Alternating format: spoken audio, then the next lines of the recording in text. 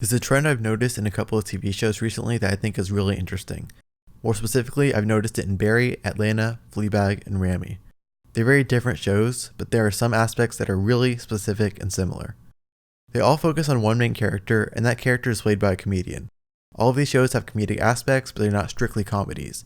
The leading actor also has a lot of creative control, as they are the creator of the show and also write and direct certain episodes. Part of this isn't that new. There have been comedies created and led by experienced comedians for over 30 years now, with shows like Seinfeld, The Ben Stiller Show, and Everybody Loves Raymond in the 90s, the late night shows using hosts that also have creative control. But it hasn't been quite like this. They all have a very similar visual style with natural or seemingly natural lighting, depicting the private lives of the main characters. In order for the lead actor to not have to act and direct at the same time, they often direct episodes about side characters or flashback episodes to when they were kids. Even the title cards are similar. Minimalist designs backed by music that cuts out unexpectedly.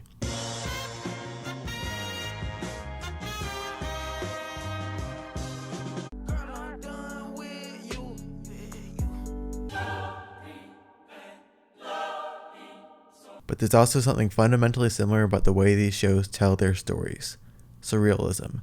Despite all the work that the creative teams put into making so many elements as realistic as possible, these shows constantly and purposefully break that realism.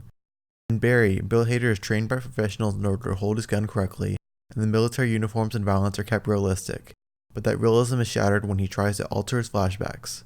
To come back here and tell our enemies that they may take our lives, but they will never take our freedom! Whoa. Yep. That's Braveheart. No, it's not. In Ramy, his childhood fear of puberty is made even worse by the events of 9/11, leading to a confrontation with Osama bin Laden himself. Fleabag breaks the fourth wall most directly and most often by having the main character look directly into the camera. Be your friend, though. I'd like to be your friend, too. We lost a week. What was that? And Atlanta is the weirdest of them all, with the black Justin Bieber. Oh shit, it's Justin Bieber. And an invisible car.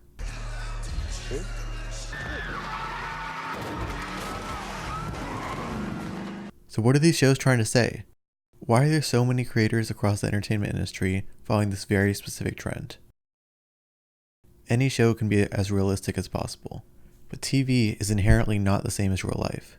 By creating and then undercutting this realism, each of these shows allow their commentary on the world to stand out more amongst this contrast. Because TV isn't about realism.